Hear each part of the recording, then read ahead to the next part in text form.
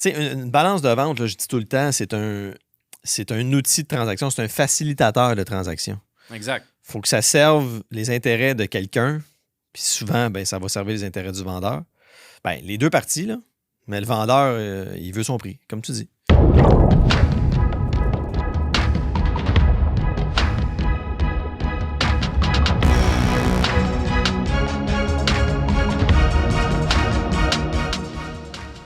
Bienvenue dans mon podcast qui est dédié à l'immobilier commercial, multilogement, industriel.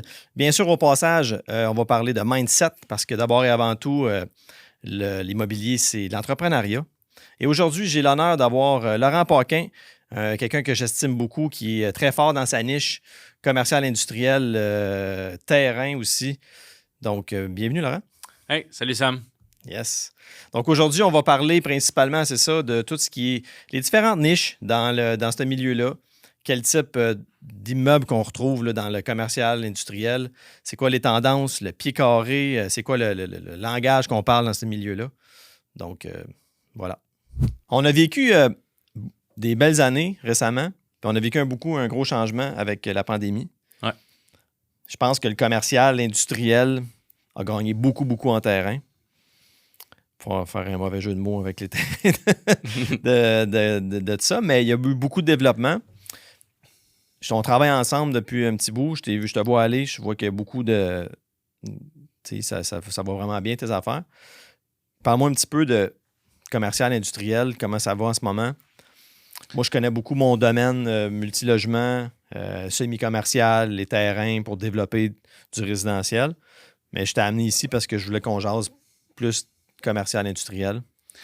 Yes, l'industriel, c'est vrai, ça a fait un gros boom. Ça a été hallucinant, honnêtement. On l'a vu, là, ça a duré... Ça fait au moins 2 ans et demi que ça dure. On le voit que là, tranquillement, non seulement ça se stabilise, mais la folie est moins là. Ce qui a créé la folie dans l'industriel, dans le fond, c'est les propriétaires occupants. OK. Propriétaires occupants, no matter le prix est censé être 200$ du pied, on va le payer 220$ s'il faut. Parce que ça va amener ma business à un autre niveau. Exact. T'sais, je n'ai besoin coûte que goutte, ça me permet d'aller chercher tel contrat, mettre mes trucks là, ci, ça. C'était pas grave de payer trop cher. Ça faisait que les investisseurs ils avaient de la misère à suivre. Ils ne pouvaient pas accoter les mêmes prix. Les investisseurs, on a des ratios à respecter.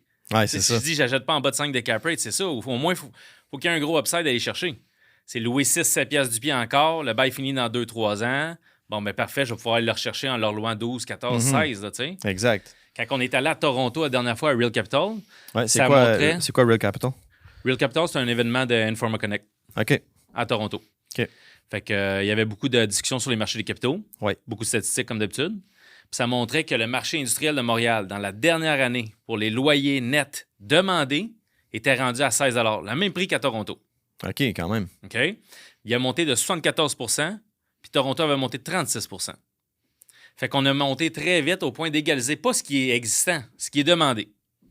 Fait qu'on est dans la demande, là, en ce moment, le 16$, c'est égal à Toronto. Mm-hmm. Sauf que si tu vas à Toronto et tu regardes n'importe quel immeuble industriel, t'es à 300$ du pied et plus. OK. T'sais, les moyennes sont beaucoup plus hautes là-bas. Ouais. Fait qu'il y a encore du jeu ici aussi encore, mais c'est sûr qu'en 2 ans, tout le monde a remis leur plan sur la table à dessin, puis ils sont tous garochés dans l'industriel. C'est vrai. Fait que c'est venu balancer l'offre et la demande.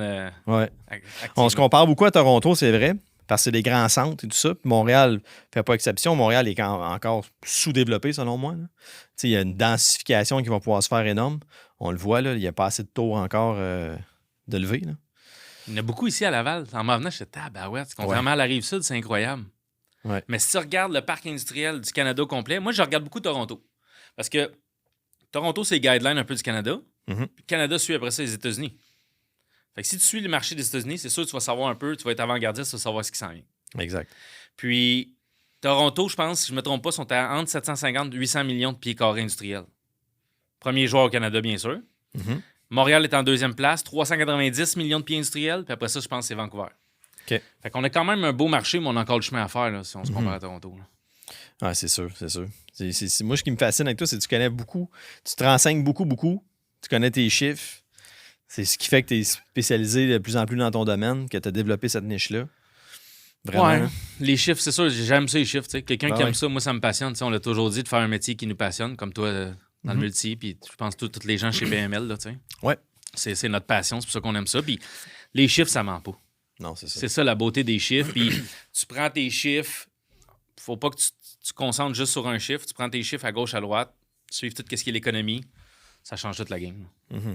Oui, on vit beaucoup de changements au niveau économique. En ce moment, il y a une instabilité. On parle des taux tout le temps, mais c'est quand même ça qui drive la machine. Ouais. C'est les taux. Là. C'est Comment ça les taux t'affectent, toi, dans l'industriel actuellement? Vous autres, vous êtes habitués avec des taux beaucoup plus élevés que le résidentiel multi. Là. Fait que vous étiez comme habitué à ça. Là. La différence, c'est si on compare, là, multilogement, vous avez la CHL, nous, on a la BDC.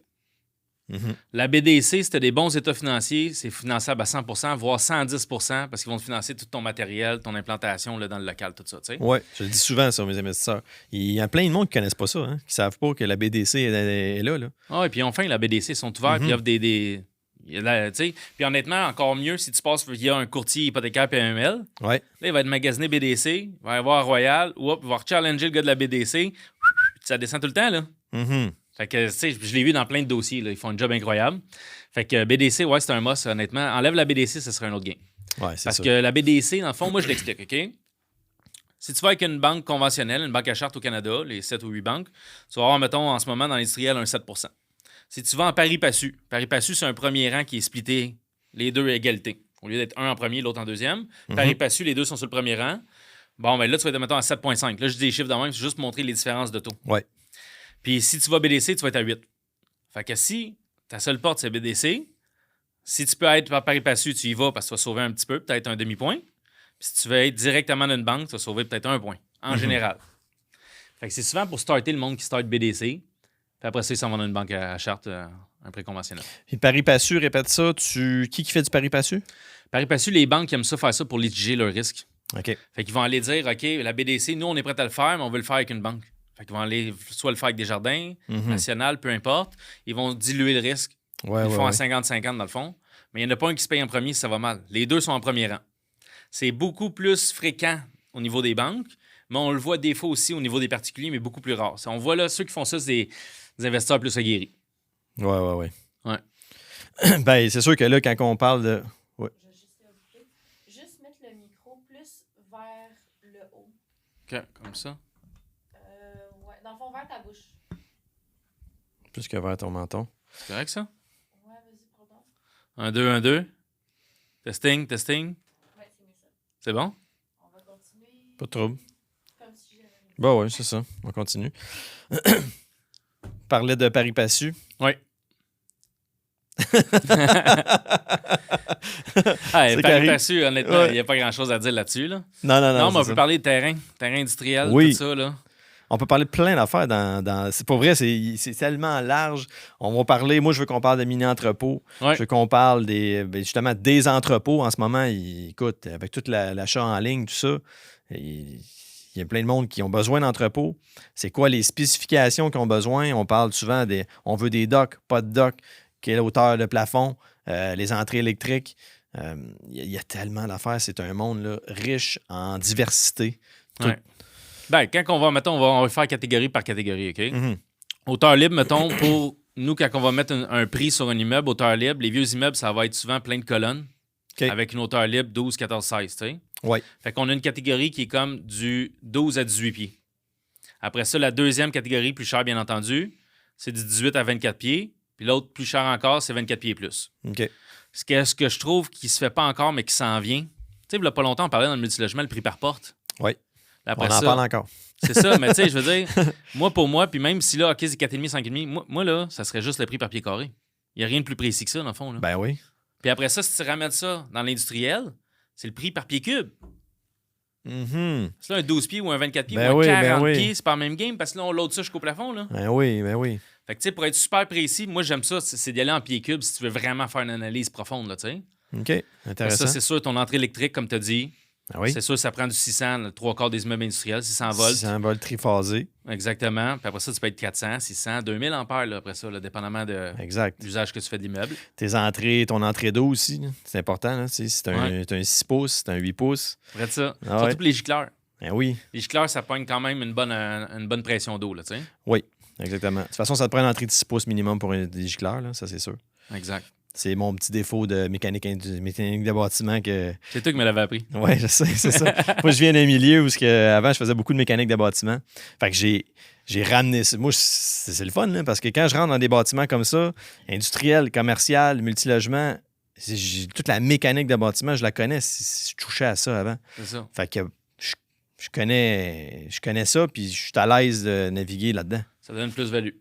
Ben oui, Toujours. beaucoup. Comme moi, j'ai mes licences à BQ. OK. Fait qu'avant, j'étais sans construction. Fait que c'est sûr, c'est un petit plus. Petite affaire Ben de oui. plus. Si t'as des plus en comptabilité, en fiscalité, n'importe quoi, en courtier hypothécaire, tu sais, si t'as déjà été courtier, il y en a que c'est ça, qui sont devenus courtiers immobiliers. Oui.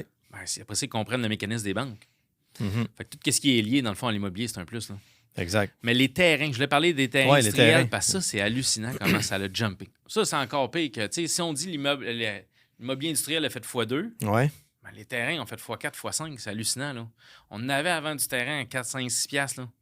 10 piastres, c'était cher. 12 piastres, c'était cher. Mhm. Puis là, si tu regardes, Rive-Sud, on est quoi? Bien placé pour un couronne, on est à peu près entre 25 et 32, OK. dépendamment de la forme du terrain, on va dire. Tu sais, si t'es fait sur le long, mais t'es pas large, ça va mal. Après ça, puis les trucks se revirer puis tout. Fait que tu vas avoir un beau pignon sur rue. Tu sais? Oui. Après ça, t'es sur le bord d'une autoroute, etc. Tu sais? Mais on va jouer entre 25 et 32.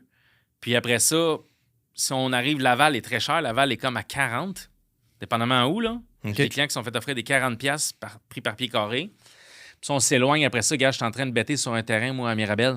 OK. On est à... Le client demande, je pense, 27. On est en dessous de ça, là. On a de la misère à se rendre là. Quand il demande 27, c'est quand même pas si pire, non, 27? C'est cher. C'est Ouais. cher. Il est comme... Ça dépend de la localisation, Ouais, bien c'est sûr. ça. là. C'est ça. Pas super bien placé. OK, Fait que, c'est tu sais, ça. c'est cher. C'est très cher. Mhm. Fait que les terrains industriels, ça n'arrête plus d'augmenter. Honnêtement, c'est incroyable parce qu'on a rencontré, là, on avait été rencontré le directeur du développement économique industriel de la CMM, OK. CMM qui est? la communauté métropolitaine de Montréal. Parfait. Fait que lui, il contrôle tout ce qui est Montréal Première Couronne. Mhm. Puis là, il est sur le dossier des terrains industriels. OK. Puis ce qu'il nous a dit, c'est Laurent, si on fait rien, dans 7 ans, il n'y a plus aucun terrain industriel. Pourquoi? Parce qu'un terrain industriel va être à un prix X du pied, mais si tu réussis à le changer en résidentiel, planter un 8 étages, c'est bien plus payant. Ben oui. Il est là l'upside des investisseurs, parce que les investisseurs, c'est juste ça qu'on cherche. C'est un upside. Tu sais, Oui. de quoi aller chercher de la Création de viande. valeur. Exact. Ils veulent créer de la valeur, c'est normal. C'est ça.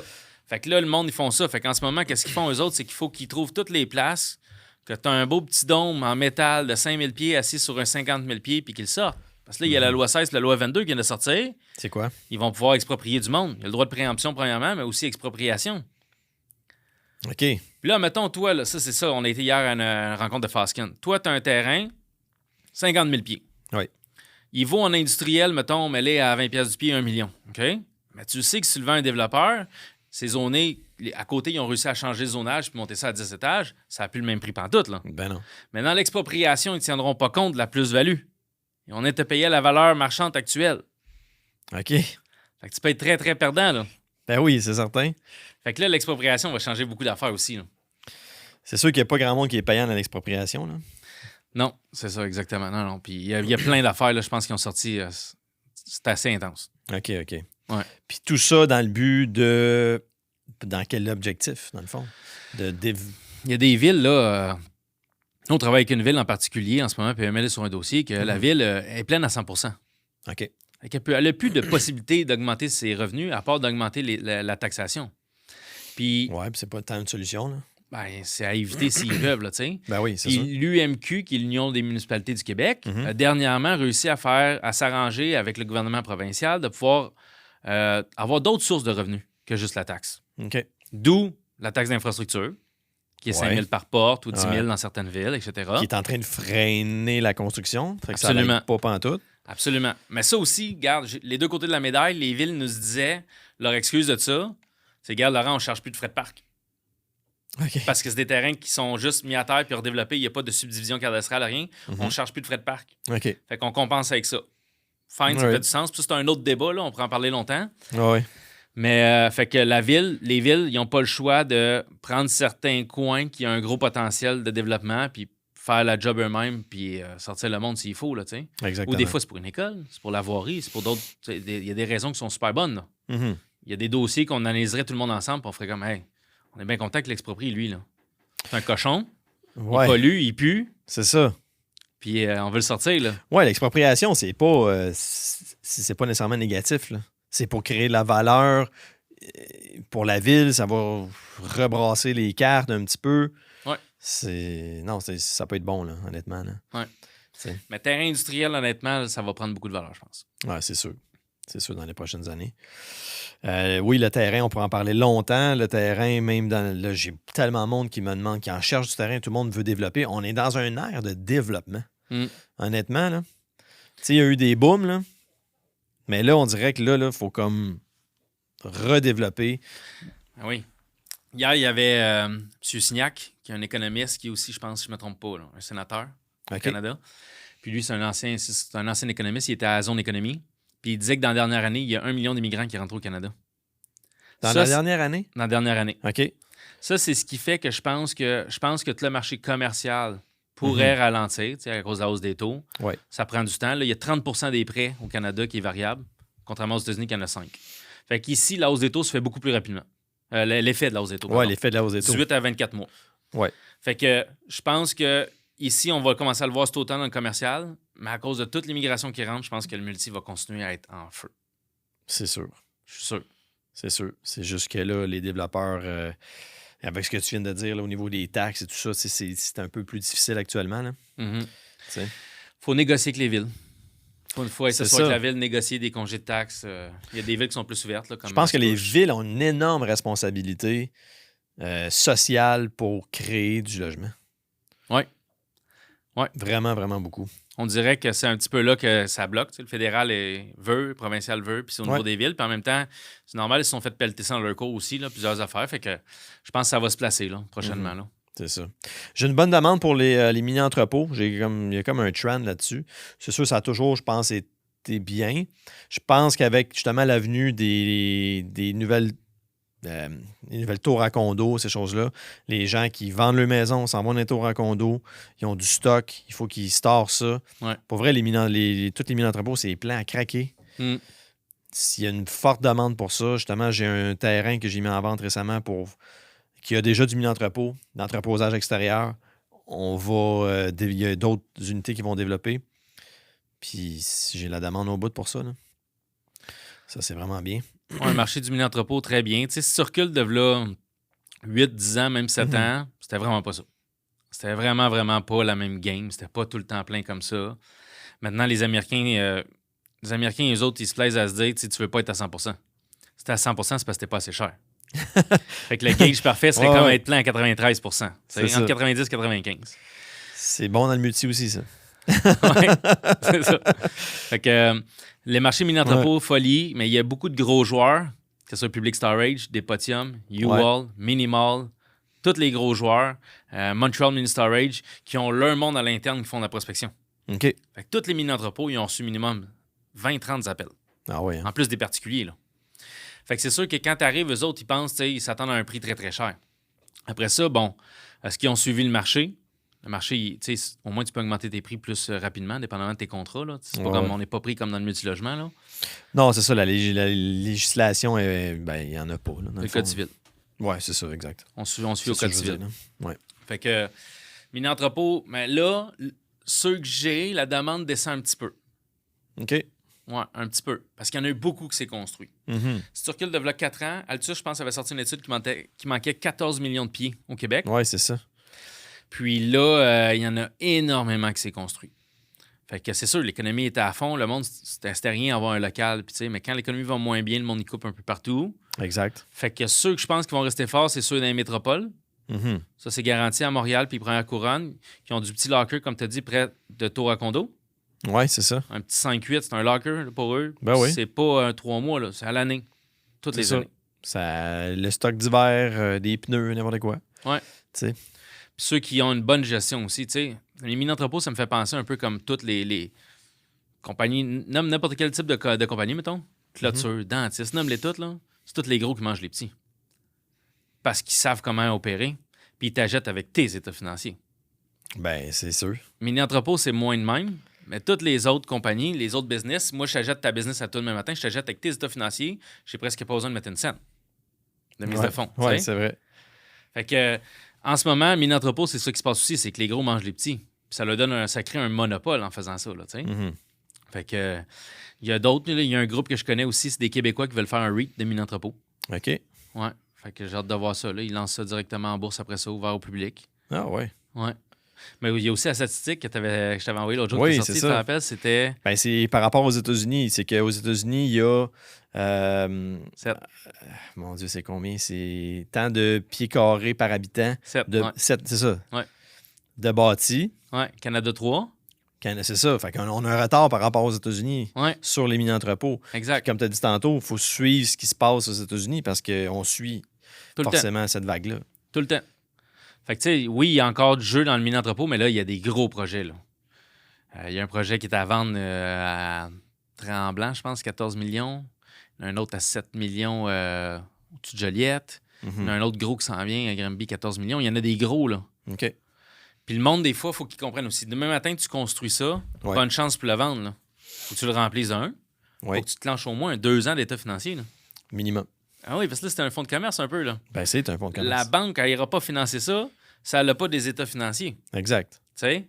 C'est ça qui est arrivé avec les gars qui sont en train de vendre leur terrain. Ils ont eu de la misère à se financer au début. Là. Puis là, à cette heure, les banques sont comme, ouais, c'est beau, on C'est peut te refinancer, pas de trouble. C'est ça. Ça fait 2-3 ans qu'ils l'ont. Ah, c'est ça, ça c'est correct. Exact. Puis sinon, c'est vrai 50 à 65 de financement que tu peux aller chercher. C'est pas énorme. Non, c'est pas beaucoup. Sauf que les gros joueurs, eux, vont en acheter plusieurs. Des gros sites. Ils veulent du minimum 600 000 de revenus bruts OK, quand même. pour mettre quelqu'un en place. Par site. Ou des sites proches. Puis après ça, ces gros joueurs-là, après ça, ils vont en financer plusieurs. Ils payent souvent cash au début. Puis après aussi, ils refinancent ça, c'est Computer Share à Vancouver. OK. Puis là, ils sont capables d'aller chercher du 80-90 de financement. Tabarouette, Mais nous, on c'est peut bon. pas faire ça depuis moi demain matin. Faut montrer que tu as une expertise dans le domaine. Faut montrer que C'est tu ça. en as déjà 42 sites, puis etc. Là, tu sais. Mhm. Fait que c'est un autre game, là, tu sais. Ben oui, c'est sûr. Ben, ça va, c'est ça. Quand partir, c'est tout le temps tough. Exact. Dans n'importe quel domaine, Ouais. c'est difficile. Faut que tu fasses tes preuves. Faut que tu démontres que tu as l'expertise. Puis à un Regarde moment ça. donné, les portes, le chemin, ils se pavent tranquillement, puis les portes, ils se rouvrent, tu sais. Regarde ça. Comme tu dis, dans n'importe quel domaine. Ben oui, exactement. Ouais. On a fait ça dans l'immobilier, toi puis moi. Mm. T'es dans un autre domaine, puis là, on a pavé la route. Puis là, regarde l'expertise que tu as. Pour vrai, je t'écoute parler, puis tu connais vraiment ton domaine. Là. On essaye. À chacun sa tasse de café, c'est ça? Ouais, chacun sa tasse de thé. Ouais, Sa je pense tasse que de c'est thé. ça. Moi, je bois pas de thé, là, j'aime mieux le café. Là. ouais, Puis c'est ça. De ce temps-ci, tu sais, moi, je travaille beaucoup avec les propriétaires occupants. Hein? ouais c'est ça que je comprends. Là. Puis Ben, y en a j'essaie de plus, travailler là. un petit peu plus des investisseurs, mais là, tu sais, la recette est simple comme vous. Hein? Dans le multi, tu achètes conventionnel. En tout cas, ça a sûrement changé depuis. Là, mais on achetait conventionnel, baisse tes dépenses, augmente tes revenus, un petit peu de capitalisation en 2 ans, augmente ta valeur économique, puis le but, c'est de refinancer, récupérer tes billes. Tu sais. Ben oui. Mais nous autres, c'est ça qu'on essaie de faire. Là, tu sais, c'est plus compliqué, balance de vente, right, dans le multilogement. Ouais, honnêtement, c'est plus compliqué. Il faut que, ben d'un, faut pas que la CHL souvent impliquée. Très rare que la CHL va en faire. Il faut que ça soit conventionnel. C'est souvent des propriétaires uniques qui n'ont pas tant une expertise ou sont plus insécures par rapport à ça. Alors que probablement que dans... Ben pas probablement, mais c'est sûr. Là, dans l'industriel et le commercial, c'est des hommes d'affaires, c'est des gens qui connaissent la business. Ouais. Ils ont déjà des structures d'avocats souvent en arrière, tout ça. Fait que c'est pas tellement compliqué pour eux faire une balance de vente. Là. C'est ça. Il suffit, ça dépend de leur plan de match, tout ça. Là, mais tu sais, il suffit que, tu sais, si moindrement le marché, comme là, dernièrement, on essaie d'en mettre le plus possible avec la hausse des taux. Tu sais, depuis un an, on essaie d'en mettre le plus possible. Si le client, ça dépend de ce qu'il veut le client. Là. Il y en a qui tiennent à leur prix. Là. Exact. Fait que si tu tiens à ton prix, donne-moi des outils. Tu sais, une balance de vente, là, je dis tout le temps, c'est un outil de transaction, c'est un facilitateur de transaction. Exact. Il faut que ça serve les intérêts de quelqu'un, puis souvent, ben, ça va servir les intérêts du vendeur. Ben, les deux parties, là, mais le vendeur, il veut son prix, comme tu dis. Exact. Puis tu sais, Ouais. de ce temps-ci, là, j'essaie de travailler plus mes listings de même avec les investisseurs, parce que j'ai jamais travaillé tant que ça avec les investisseurs, mais bon, j'ai tel immeuble à vendre à 5 millions, c'est loué 12 piastres du pied, il reste 3 ans. L'indexation est prévue chaque année. OK? Fait qu'on va dire cette année, c'est 460 000 de revenus. L'autre année, c'est 485. L'autre année, 505. Ouais. Fait que là, ce qu'on fait, c'est, regarde, moi, mon client va se mettre au bat. Il faut au moins qu'il se mette au bat pour protéger le parti vendeur aussi. Là. Moi, mon client, je vais lui faire mettre au moins minimum 500 000. On demande le reste de la mise de fonds de la part du vendeur. Ouais. Première année, bon, ben, dépendamment, c'est du cas par cas. Mais mettons, dans ce cas-là, première année, la balance de vente, elle pouvait pas être à 0 %. OK. parce qu'on ne pouvait pas donner d'intérêt, c'était even. On était break-even. Deuxième année, le loyer augmentait. Il restait 3 ans au bail, avec une indexation. On pouvait donner 3 Troisième année, on pouvait donner 6. Puis là, le but, c'est que c'est relouer ça. C'est loué pas cher des fois, comme là, dans ce dossier-là, c'était 9 piastres du pied. Fait que là, après ça, moi, mon acheteur, je sais qu'il va leur louer minimum 13,5 dans ce secteur-là, net. Il va avoir assez après ça en valeur économique pour aller rembourser sa balance de vente puis récupérer sa mise de fonds. C'est un plan de match sur 3 ans. Il a mis juste 500 au bat. Après 3 ans, il se retrouve avec un immeuble qui est reloué à 13,5 fois X nombre de pieds. Il va avoir une valeur économique de 2-3 millions de plus déjà aussi. Là, Absolument. il est à lui puis il n'a pas mis une scène puis il rembourse sa balance de vente. T'sais. Fait que là, j'essaie de driller avec les investisseurs les dossiers de même. Il n'en pleut pas. Il faut qu'il y ait un loyer bas. Il faut qu'il y ait une balance de vente possible. Il faut que tout soit au rendez-vous. Là. Ben, puis il faut que l'acheteur il comprenne aussi, il faut qu'il comprenne le concept. Il faut qu'il soit à l'aise avec ça. Mais je trouve ça le fun ce que tu dis parce que c'est une belle expertise de t'asseoir avec le client puis de planifier ça. Ça, c'est de l'art. Là. Ouais, j'en avais un client hier. Justement, il disait Laurent, il faut que je vende. C'est quoi le plan de match? Ça, je dis, moi, j'ai besoin de savoir tes chiffres-là. Là. Combien tu dois à la banque, c'est quoi tes dettes, si ça, gouvernement, tout. Combien tu as besoin puis combien je peux laisser en balance de vente. Il faut que je calcule.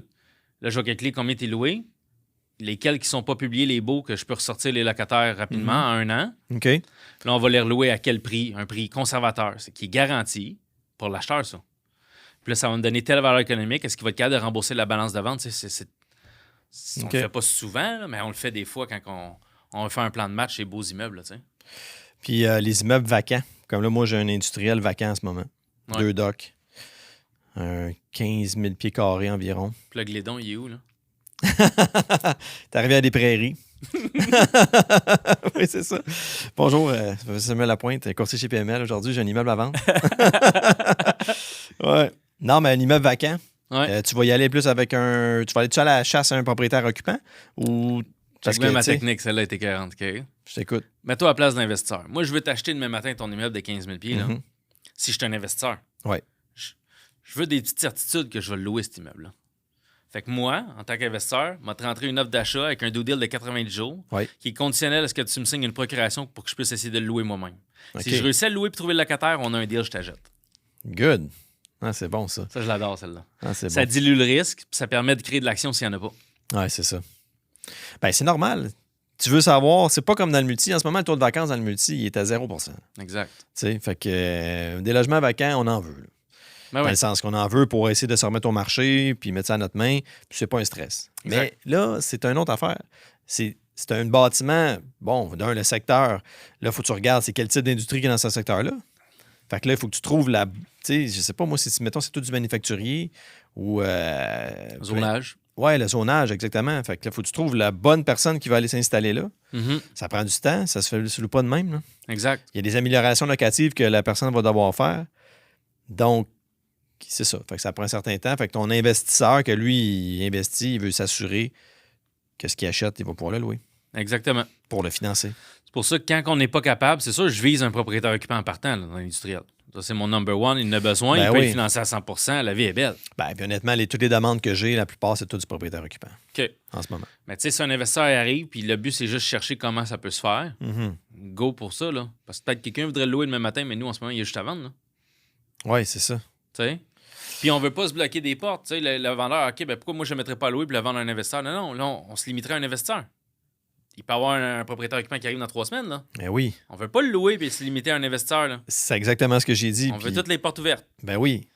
On l'a vacant. S'il était loué, c'est une autre histoire. Mais là, il est vacant. Fait que laissons-nous des portes. Exact. Pour... il y a bien plus de latitude dans ce niveau-là. Ouais, vraiment. Mais je comprends que là, il faut trouver... Mais j'aime vraiment ton idée. C'est sharp. Ouais. On va aller à la chasse, on va locker le deal. On va aller à la chasse à un locataire. Arrête ça. Puis aussitôt qu'on a un locataire, on close. Arrête ça. Puis si quelqu'un veut prolonger, tu peux dire OK, parfait, j'ai une autre promesse d'achat qui rentre qu'on veut accepter, on te donne un 3 jours pour lever ta due deal ou sinon, ou sinon on te sort. T'es out. Tu sais, il y a plein de manières de moduler ça, dans le fond. Là. Ouais, c'est bon, ça. Fait que, tu sais, un investisseur, il peut gagner là-dedans. Là. Tu sais, OK, parfait, j'ai réussi à trouver un locataire triple A, tu sais, une bannière connue. Il me loue ça 15$ du pied, ça installe 15 ans, indexation 3% par année ou l'IPC, peu importe. Tu sais, dépendamment même de ce qu'il va pêcher, le futur acheteur, il va être plus enclin à closer le deal, tu sais. Ouais, c'est ça. S'il trouve de quoi de popper, go, il va même le rusher lui-même, le deal. Là. pour acheter, là, tu sais. Ça me fait penser, j'entends souvent le mot leaseback. Sell, lease back. Sell, leaseback. Ouais. Fait que, écoute, ça mange quoi en hiver, ça? Un sell, lease back, c'est un propriétaire vend, mais veut rester comme locataire. Ah, Fait OK. que souvent, c'est pour créer de la liquidité, dans le but de se revirer. Ou des fois, ça va mal. Mais il est déjà installé dans l'immeuble. Fait que moi, je vends, mais je veux rester comme locataire. OK. Je viens d'en faire un dernièrement à Drummondville, justement, avec Nick Raymond. OK. Le propriétaire il vendait pour construire sa rallonge. Il avait déjà son terrain et tout sur un autre immeuble. OK, OK. Fait que lui, il disait, gars, moi, je vends, mais je veux rester 2 ans le temps que je fasse ma construction. Ben oui, ben oui. Puis c'était un super bel addon. L'acheteur, lui, c'était comme moi, la machinerie que je commande pour rentrer ici, c'est 1 an et demi d'attente. Je le veux Ouais. pas demain matin, l'immeuble, là. Fait que si je peux le louer pendant 2 ans, c'est fine, là. C'est sûr. Fait que des fois, ça peut être le meilleur des mondes. OK. Ouais. Mais c'est particulier parce que tu es toujours en train de jongler avec les besoins particuliers de deux parties en lien avec leur entreprise. Mm. C'est vraiment une niche complètement différente. Ouais. Ouais, Ah, c'est du cas par cas. c'est ça. Faut que tu saches, si t'es pas capable de comprendre les besoins du monde, tu sais, comme le monde va dire, ah, il y a tant de kits de chargement. Ouais, mais attends, si le gars, il fait du cross-docking, c'est du in-and-out non-stop. C'est quoi du cross-docking? Ben, c'est ça, c'est que ton stock, il rentre puis il ressort direct là, dans un autre truck. Là, tu comprends? OK. C'est pas stocké là longtemps. Il y en a d'autres que c'est stocké en longtemps. Là. Tu peux stocker ça en hauteur, ça va être là 3 mois, 6 mois. Là. Mhm. Fait que tandis qu'il y en a d'autres, c'est du in-and-out. Fait que, tu sais, on va dire un beau ratio va être 1 par 8000 pieds, un kit de chargement par 8000 pieds, c'est standard. Mais il y en a d'autres qui en veulent une trolley. Tu sais, on voit des immeubles, des fois, c'est une trolley. Oh, là. oui. Ça roule les in-and-out là-dedans. Ben, les lobes de ce monde. Puis, Exact. tu sais, C'est ça. Métro, tout ce qui est dans l'alimentation, là, c'est les lignes de dock. Là. Exact. Les autres, ils font que ça. Là. C'est ça. Fait que, tu sais, c'est du cas par cas, c'est de comprendre ton client. C'est. Mhm. Puis, tu sais, on va Super toujours intéressant. apprendre. Hein? C'est Ouais. ça la beauté, là. C'est qu'à tous les jours, j'apprends, là. Ah oui. Les clients, j'en pogne des spécialisés. Dernièrement, on a eu un parc de maisons mobiles à vendre. OK. Tabarouette, j'ai appris.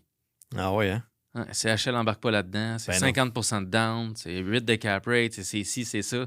Puis là, les gens étaient-tu propriétaires des terrains ou non? Parce que c'est toute de la location. Ah, il y avait tout. OK. Mais là, un certificat de localisation là-dessus, là, il prenait chaque petite maison, chaque balcon, ça coûtait 10 000 pour 30. Ah ouais. 30 unités. J'étais, voyons donc. À tabarouette. Un petit OK. balcon qu'on peut bouger, là, tu sais, je comprends, comme une maison, tu sais. Ouais. Mais je la savais pas, celle-là. Attends, là. Répète ça. Parce que c'est amovible. Tout est amovible là-dessus. Là. C'est Ouais, ça? on peut dire, là, tu sais, ben, c'est sûr, c'est sur des blocs en 8, Ouais, pareil, là, ouais, mais c'est tu sais, comme notre cabanon est amovible, mais il est sous certificat de localisation pareil. Tu Oui, exact. sais? Oui, oui. Fait que, Ça coûtait 10 000 le certificat de localisation. ouais, un 30 places OK. de maison mobile. Aïe, aïe. OK. Puis Ouais. le vendeur ne voulait pas payer. Ben là, c'est ça, c'est le dilemme. tu sais. Oui, c'est ça. Qui paye ça? Comme les tests environnementaux. Puis Oui, c'est ça. ça, j'ai un papier truc là-dedans, moi. Oui, OK, good. Ouais, je Alors, parlons-en parce que ça, c'est vraiment la bête noire là, dans l'immobilier, c'est l'étude environnementale. Ouais. Moi, quand le vendeur veut pas payer, Oui, puis l'acheteur, il dit, gars, j'irai pas payer un 10 000 de phase 2. Si je sais même pas si c'est contaminé, il va-tu baisser le prix ou pas? ben c'est ça. Ah, fine, check ça, comment j'arrange ça. Moi, je dis, gars, ben, l'acheteur va la payer. Mettons qu'on a une étude phase 1 à 2000 puis un phase 2 à 8000. OK? Mhm. Puis je dis, si on close la vente, ça t'a coûté 10 000 à toi, l'acheteur, là? Si on close la vente, on t'enlève 10 000 sa vente. That's it. OK? Mais si c'est contaminé, il y en a 100 000, 200 000, 300 000 de contamination, Ouais. puis qu'on n'est pas capable de s'entendre avec le vendeur, lui, il veut pas décontaminer ou il veut pas baisser son prix puis qu'on n'est pas capable de s'entendre, il t'a rembourse. Bon. Tu comprends? Ben ça, c'est bon, ça. Là, l'acheteur, il me dit, ouais, mais comment je fais? Je ne tente pas d'aller avec les tribunaux, moi, pour qu'ils me remboursent ça après. Je dis, Ouais. ah ouais, on va te geler 10 000 en vidéocommis chez le notaire avant que tu te lasses le call. That's it. Ouais. Ça, c'est bon. Hey, je vais m'en servir dans le multi, ça. Ouais. Fait que comme ça, tout le monde est gagnant. Le propriétaire, on sait, il veut pas sortir upfront parce qu'il dit, là, c'est même pas sûr qu'il achète, je vais mettre commis. Mhm. Fait que l'acheteur, s'il est motivé, il y va. Anyway, ça fait rembourser s'il achète, puis s'il achète pas aussi. Ouais, c'est ça. Ah, c'est très bon. Puis son argent Très, est très backé au notaire. Fait que ça, c'est une belle manière de faire, je trouve, qui est win-win pour tout le monde. Là, tu sais. Puis, moi, dans les études environnementales, ça, c'est bien important. Je dis toujours aux vendeurs, parce que ça arrive presque tout le temps, ben pas tout le temps, mais souvent que les vendeurs ne veulent pas payer ça. Mm. Bah, c'est son financement, c'est ses affaires. C'est lui qui en a besoin. C'est lui qui en a besoin, moi, je n'ai pas de besoin. OK, c'est vrai. Sauf que, on ne le vendra pas si on n'a pas ça, d'un. Puis, la dernière affaire que tu veux, c'est que l'acheteur soit en contrôle d'une étude environnementale sur un terrain qui t'appartient. Ça, c'est garanti. Fait que, garde le contrôle sur ton étude environnementale. Moi, je dis aux gens, paye-la. Tu sais, paye au moins la phase 1. C'est 1500 pièces, 2000, mettons. Mm. Paye la phase 1, garde le contrôle là-dessus. Parce que moi, ça m'est déjà arrivé dans un dossier là, où que c'était l'acheteur qui avait... Le vendeur voulait pas... À chaque fois que j'ai dérogé de ça ou que le vendeur ne m'a pas écouté, il n'a pas payé son étude environnementale. C'est l'acheteur qui était le client de la compagnie. Puis là, ben, on s'est ramassé en phase 2. Après ça, OK, on fait des carottes. Mm. Là, finalement, on est limite sur, tu sais, là, sur la contamination. Pas la contamination, mais l'échantillonnage, mettons, je sais pas, moi, ça prend à 5. Puis là, il était à 6. Fait que là, à 6, c'est pas bon. Mais si on refait un échantillon, on va peut-être être à 5. Fait que là, le client, c'était l'acheteur. L'acheteur a dit non, ça me sort un rapport contaminé. Mais le vendeur aurait pu dire refais donc un échantillon. Reprends-moi un échantillon. Là. Faut que tu gardes le contrôle. Tu gardes le contrôle. Ça, c'est garanti. Puis prendre la bonne aussi. Nous, là, dans les. Tu sais, je n'ai vu dernièrement. La bonne, utiliser la bonne compagnie? Oui. Ben oui, c'est ça. Il faut qu'il y ait une assurance responsabilité de 2 millions minimum. OK. Parce qu'il y en a qui ont du 5 millions, il y en a qui ont du 2 millions, il y en a qui ont du 1 million. Il y en a, tu fais faire, hey, je l'ai pogné, lui, il était pas cher. Ouais, mais là, la banque ne le reconnaît même pas. Ouais, c'est ça. Elle n'est pas acceptée, cette compagnie-là, par la banque. On fait quoi? Pour commencer. Ben oui. C'est quand on dit cheaper, peut nous coûter cher des fois, là. Cheaper, c'est jamais bon. Pour vrai, là, par expérience, là, paye comme faut une fois. À chaque fois que j'ai cheapé, ça m'a coûté 2 fois le prix. Moi aussi. T'as un chum, là, il va te faire un deal, là. Oui, c'est ça. Ben, dans n'importe quoi, dans le linge. Tu sais, on parlait de saut à un moment donné. Là. Ouais. Tu sais, un bon saut, là. Ouais. Tu sais, c'est bon à vie, quasiment. Ben, c'est sauf ça. quand tu grossis trop comme toi, là. Oui, c'est ça. Faut pas que tu prennes trop de tour de bras, là. Tu veux, j'en viens trop serré, on va faire que je le chante. Tabarouette. C'est bon, ça. Good. C'est super intéressant, pour vrai, là. On a des belles niches. Puis on a des belles expertises dans chacun de nos domaines.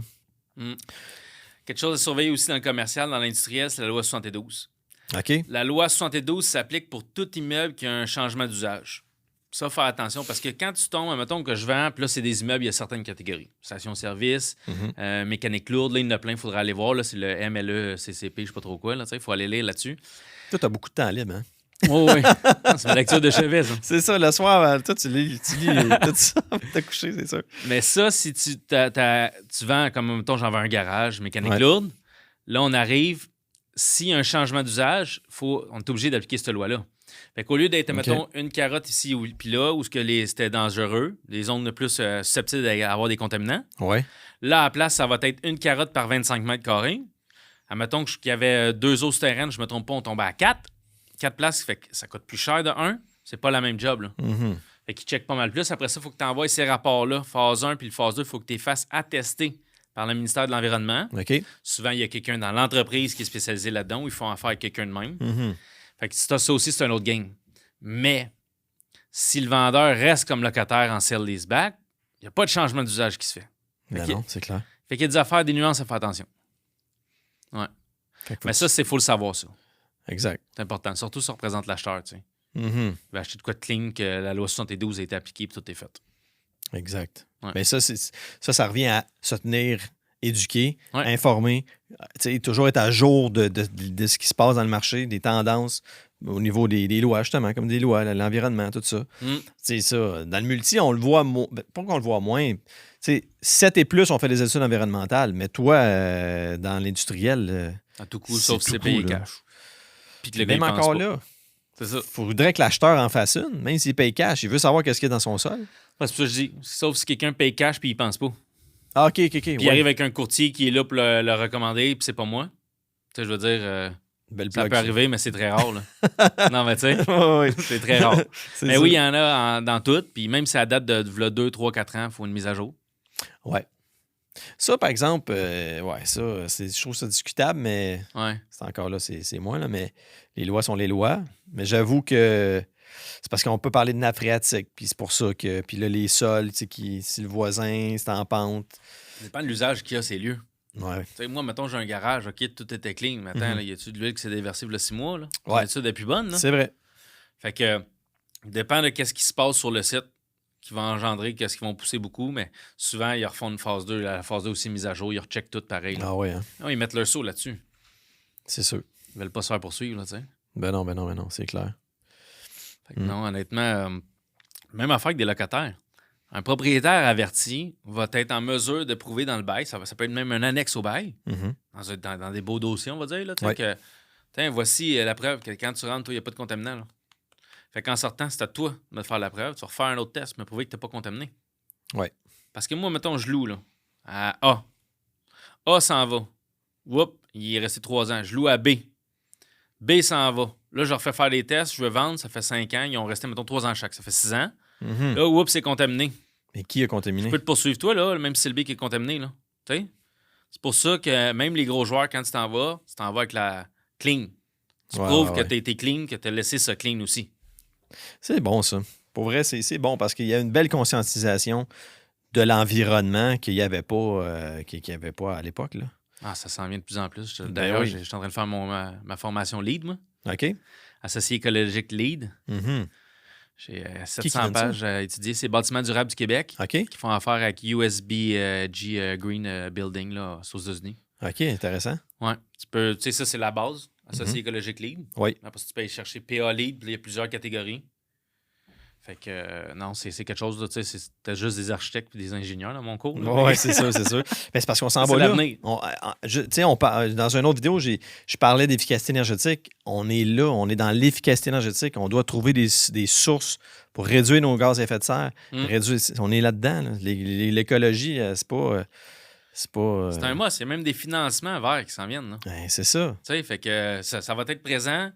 Le monde qui sont pas soucieux de ce qui est ESG puis LEED, c'est surtout les grandes entreprises, c'est bien important pour eux. Là. Mhm. Une image de marque. Là. Ouais. Ils peuvent pas faire comme s'ils s'en foutaient puis polluer quand fou. Là. Non. Tu peux pas faire ça là, maintenant. C'est en 2023. Là. C'est ça. Fait que tous ceux qui prennent des virages verts vont avoir un avantage solide. Ben, c'est un virage de conscience. Moi, j'appelle plus ça un virage de conscience. C'est prendre conscience qu'on vit sur une planète puis il faut s'en occuper, tabarouette. C'est bien dit. Tu sais, absolument. On s'en va là, honnêtement. C'est pour ça que d'ailleurs, j'ai voulu faire la formation. Là. C'est incroyable le stock qu'il y a là-dedans. Non, mais c'est bon. Je pense que je vais la faire moi aussi. Ouais, c'est solide, ça. Parce que chez PMML, justement, on s'en va vers ça, puis on veut pousser ce volet-là, l'efficacité énergétique. Fait que non, ça m'intéresse. Ouais. Tu m'enverras le lien, je vais aller voir ça. Ah ouais, c'est du bonbon, honnêtement. Là. Ben oui, c'est sûr. Fait que non, c'est ça. Le commercial, ça reste que, tu sais, moi, je l'ai déjà dit, je sais pas si t'étais là une fois au SIC. Il y avait un commercial, Patrice m'appelle. Je pense, t'es en bedaine chez nous. Patrice m'appelle, Laurent, viens-t'en là, log-toi là, dans le Zoom, tu sais. Ouais. Parfait, j'arrive. Mets un t-shirt, let's go. Ah ouais, c'est ça, tu sais.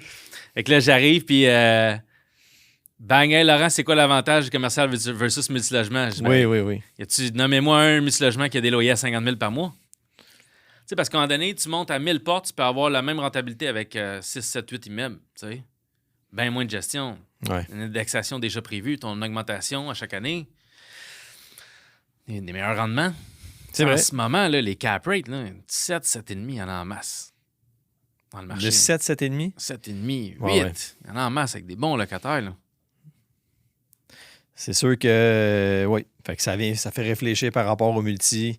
Mais c'est parce que c'est deux véhicules différents. Exact. Honnêtement, moi, je pense que les deux sont aussi bons. Ouais, c'est différent. C'est deux types de personnes qui vont les acheter. C'est pas tout le monde qui veut faire de l'industriel ou du commercial. Plus C'est grosse pas- mise de fonds. Ben oui, c'est ça. Plus de risques. C'est pas un besoin essentiel nécessairement. Mhm. Non, exactement. Mais c'est deux belles niches. Les deux sont aussi bons. Je pense que c'est bon d'être diversifié, moi. Absolument. Tu sais, ceux qui avaient de l'industriel avant qu'il y ait le boom, là, ils Ouais. sont morts de rire, là. Ben oui, c'est sûr. C'est sûr. On a des clients qui ont... Mais qui aurait pensé que ça aurait boomé comme ça? Tu sais? L'immobilier, ça monte tout le temps, mais là, ça a vraiment fait un gros spike, là. Honnêtement, là. Là, les prochaines shots à spotter, c'est retail puis office. Il faut trouver comment... Il faut think outside the box en ce moment, là. Ouais. Puis trouver qu'est-ce qu'il y a à faire avec ça. Moi, je suis sur un dossier avec des clients. 2 dossiers de même. Mais là, est-ce que les tours à bureau se sont vidés, là? Quand même, là, ça va en Ouais, hein. s'empirant parce qu'il y avait des bails tu sais, encore en place. Des Mhm. beaux. Fait que tu sais, le monde, c'était encore loué. Tu sais, une fois, j'avais rencontré, ça fait quand même quasiment un an. OK. Montreal Leasing Strategy Conference l'année passée à Montréal. Mhm. Puis Ivanhoe Cambridge m'a dit on est le plus haut taux d'utilisation. OK, c'était loué à 90 pendant toute la gang parce que les bails étaient encore en place, les beaux, pardon. Ouais. Mais l'occupation, je pense qu'il était à comme 40-50 puis les autres joueurs étaient à du 25-30. OK. Fait que tu sais, c'est un méchant gap. Là. Ben oui. Fait que là, après ça, dès que les beaux ils allaient venir à échéance, faut que tu reloues ça. Là. Puis là, après ça, les TI qui ont augmenté, les tenant improvement, les améliorations locatives, Oui. t'es rendu à 100, 150 du pied. Fait que là, il en demande, là, ça coûte cher. Là. Ouais, c'est ça. Fait que il faut que tu sois très liquide pour pouvoir le faire. Parce que si tu peux le faire, ça te permet de louer plus cher si c'est toi qui prends en charge en tant que propriétaire. Oui. Parce que ça te crée une valeur économique plus haute de louer cher. Tu veux pas louer 10$ qu'eux fassent les travaux. T'as mieux louer 20$ puis toi, tu fais les travaux. Ah oui, c'est ça. Booster ta valeur économique, Ben oui. aller faire un take-out puis racheter des deals, mais que. Tu That's it. sais, Yeah, c'est ça. Quand tu es sophistiqué puis tu sais calculer, ben, tu penses comme ça. regarde ça. Regarde ça. Exact. Il Good. faut que tu sois liquide. Fait que, ouais, il faut être liquide. Fait que merci beaucoup d'être venu, Laurent. Ça fait plaisir, Sam. Honnêtement, 1 heure se passée. On pourra en parler très, très longtemps. Tu connais bien ton domaine. C'est vraiment toujours sharp de discuter avec toi. C'est gentil, c'est réciproque, Sam. Yes. Good. Fait que suivez-nous pour d'autres super beaux podcasts.